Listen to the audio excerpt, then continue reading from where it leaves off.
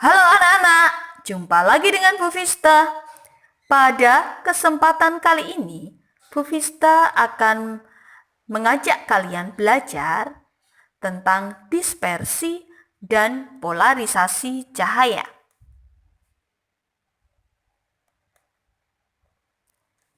Sebelum kita mulai, baiklah anak-anak untuk menyaksikan video berikut.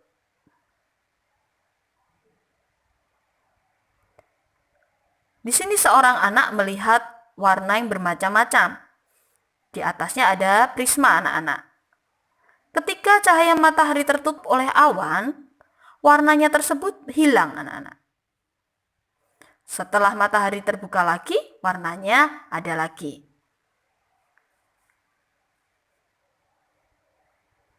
Mengapa hal ini bisa terjadi? Hal ini bisa terjadi karena adanya dispersi cahaya anak-anak, yaitu penguraian warna-warna cahaya. Suatu berkas sinar putih, bila melalui prisma, akan terurai menjadi warna merah, jingga, kuning, hijau, biru, dan ungu. Mejiku hibiu. Baik, ini adalah cahaya putih mengenai prisma. Ini anak-anak akan diuraikan menjadi warna-warna ini. Apa penyebab terjadinya dispersi cahaya? Dispersi cahaya terjadi karena setiap warna cahaya memiliki panjang gelombang yang berbeda-beda, anak-anak. Sehingga sudut biasnya juga berbeda-beda. Cahaya putih terdiri dari gabungan beberapa warna.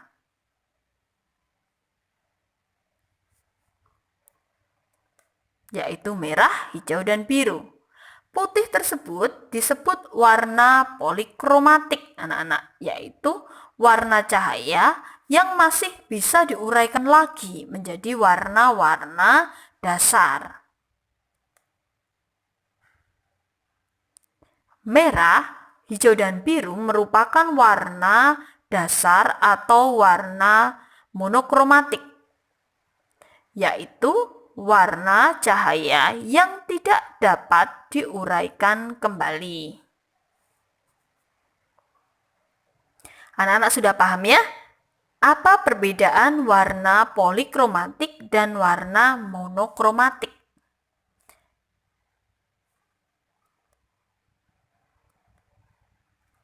Nah, di sini ada gambar prisma anak-anak dengan sudut pembias beta.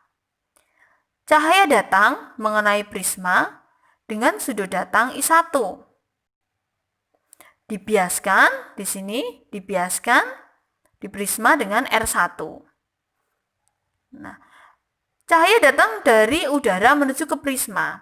Kemudian cahaya datang dari prisma menuju ke udara. Ini dengan sudut datang adalah I2 dan dibiaskan dengan sudut bias R2. Anak-anak ingat ya, bahwa sinar datang dari medium yang kurang rapat atau renggang ke medium yang lebih rapat, maka akan dibiaskan mendekati garis normal. Dan jika sinar datang dari medium yang rapat menuju ke medium yang renggang, maka akan dibiaskan menjauhi garis normal. Sehingga kalau sinar datang begini, jika lurus maka akan sampai di sini anak-anak. Tetapi ini tidak, ini malah membelok di sini. Nah, sudut yang dibentuk ini adalah dinamakan adalah sudut deviasi, anak-anak. Sudut deviasi.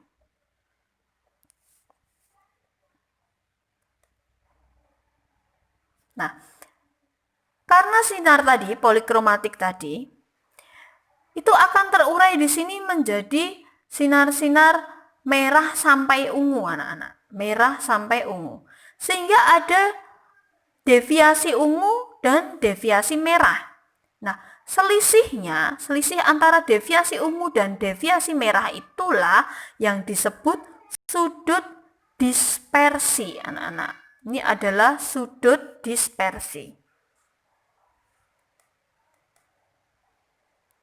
Kita bahas terlebih dahulu untuk yang deviasi. Deviasi adalah I1 ditambah R2 dikurangi beta, anak-anak. Dengan mengganti R2 sama dengan I1 dan R1 sama dengan setengah beta, maka sudut deviasi menjadi 2 dikalikan I1 dikurangi beta. Maka I1 sama dengan beta ditambah sudut deviasi per 2. Kita masukkan ke hukum Snellius. N1 sin I sama dengan N2 sin R. Nah, anak-anak, di sini N1-nya langsung kita pindah ke bawah, N2 per N1. Dengan tadi sinar datang dari udara menuju ke prisma, maka N2-nya di sini adalah N prisma dan N1-nya adalah N medium, anak-anak. Kemudian I1-nya tadi kita ganti sudut deviasi ditambah beta per 2 dan R1-nya adalah setengah beta. Nah, kita menggunakan persamaan ini anak-anak jika betanya lebih dari 15 derajat. Nah, bagaimana jika betanya kurang dari 15 derajat? Jika beta kurang atau sama dengan 15 derajat, maka sudut deviasi minimumnya juga kecil, anak-anak. Sehingga sinus sudut sama dengan sudutnya sendiri. Maka kita gunakan persamaan sudut deviasi minimum sama dengan N prisma per N medium dikurangi 1 dikalikan beta. Bu Vista ulangi. Sudut deviasi minimum sama dengan N prisma per N medium dikurangi 1 dikalikan beta. Ini untuk beta kurang dari atau sama dengan 15 derajat. Nah, untuk menghitung sudut dispersi itu sendiri, tadi adalah selisih antara sudut deviasi sinar ungu dan sudut deviasi sinar merah. Kita masukkan persamaannya dengan menganggap bahwa indeks bias medium udara adalah 1, maka NU per 1 dikurangi 1 dikalikan beta dikurangi N merah per 1 dikurangi 1 dikalikan beta. Sehingga diperoleh bahwa sudut dispersi sama dengan N ungu dikurangi N merah dikalikan beta.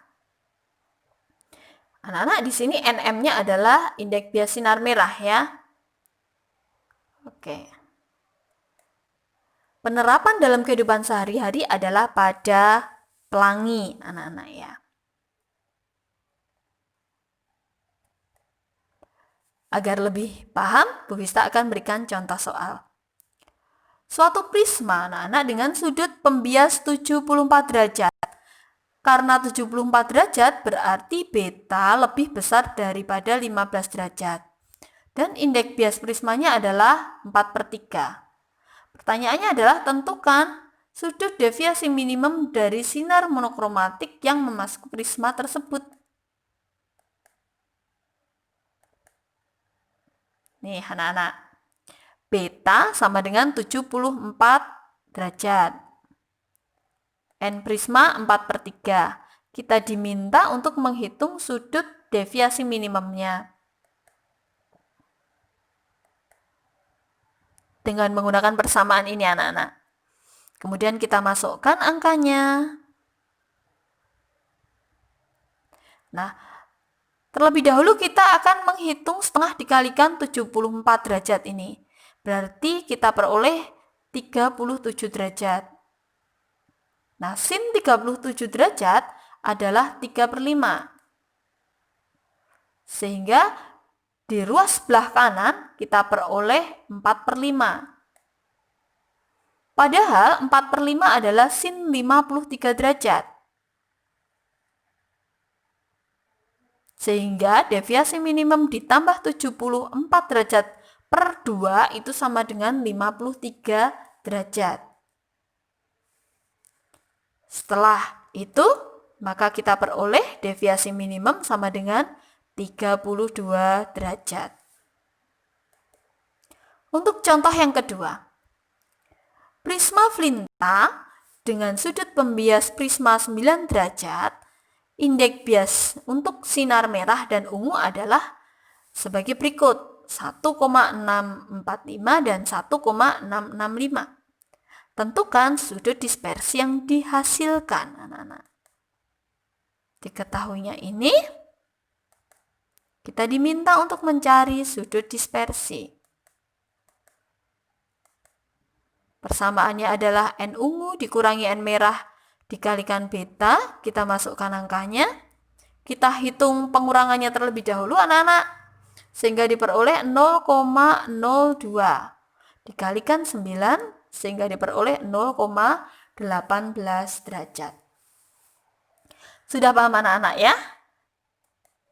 Nah, baik, sekarang Bu Vista akan menjelaskan tentang polarisasi cahaya.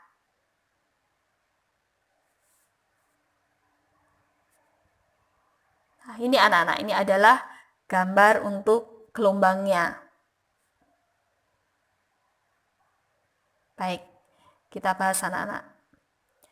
Ada beberapa macam untuk polarisasi cahaya anak-anak. Yang pertama adalah penyerapan selektif. Polarisasi cahaya adalah terserapnya sebagian arah getar cahaya. Cahaya yang sebagian arah getarnya terserap disebut cahaya terpolarisasi. Dan jika cahaya hanya mempunyai satu arah getar tertentu, maka disebut cahaya terpolarisasi linier, anak-anak. Ini gambarnya. Jadi ini adalah gambar yang untuk animasi yang di depan tadi. Mengenai polarisator, maka gambarnya menjadi seperti ini. Menjadi satu. Nah, cahaya tak terpolarisasi itu seperti ini. Dengan intensitas I0, anak-anak. Kemudian akan mengenai polaroid. Polaroid di sini ada dua, yaitu polarisator dan analisator. Ini adalah polarisator, ini adalah analisator. Setelah mengenai polarisator, mula-mula I0 itu akan menjadi I1, anak-anak. Dan setelah mengenai analisator, I1 akan menjadi I2. Nah, berapa I1 dan berapa I2? I1 adalah setengah kali I0-nya. Dan I2 adalah I1 dikalikan cos kuadrat alfa. Dengan memasukkan I1 sama dengan setengah I0, diperoleh I2 sama dengan setengah I0 cos kuadrat alfa. I1 adalah intensitas cahaya mula-mula atau intensitas cahaya tak terpolarisasi.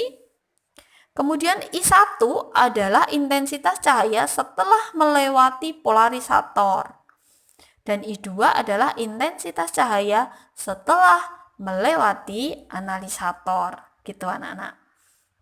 Jadi ada dua polaroid, yaitu polarisator dan analisator. Yang kedua adalah polarisasi dengan pemantulan. Ada 3 kemungkinan yang terjadi pada cahaya yang dipantulkan, anak-anak. Yang pertama, cahaya pantul tak terpolarisasi itu jika sudut datangnya 0 derajat dan 90 derajat.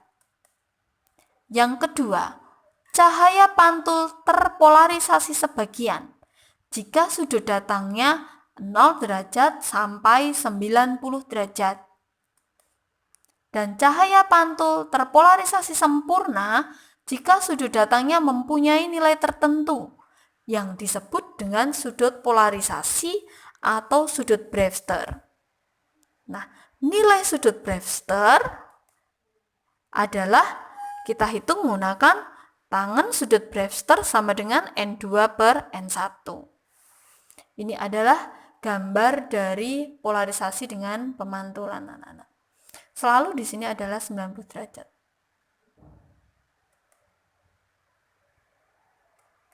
Baik, untuk contohnya, seberkas cahaya tak terpolarisasi memiliki intensitas radiasi 100 watt per meter persegi. Berkas cahaya tersebut dilewatkan pada polarisator dan analisator. Jika sudut antara polarisator dan analisator adalah 60 derajat, tentukan intensitas yang keluar melalui polarisator dan analisator. Berarti di sini diketahui adalah I0 dan alfa. Kita diminta untuk mencari I1 dan I2. Ini I0-nya, theta atau alfa. Kita diminta untuk mencari I1 dan I2. I1 sama dengan setengah I0. Karena I0-nya adalah 100, maka diperoleh 50 watt per meter persegi. Sedangkan I2 adalah I1 cos kuadrat theta atau boleh I1 cos kuadrat alfa. Karena I1-nya 50 kali cos kuadrat dari 60 derajat. Cos 60 adalah setengah anak-anak. Berarti 50 dibagi 4, yaitu 12,5 watt per meter persegi. Sudah paham anak-anak tentang deviasi, dispersi, dan polarisasi cahaya? Jika sudah jelas anak-anak, Bu Vista ucapkan banyak terima kasih dan selamat belajar.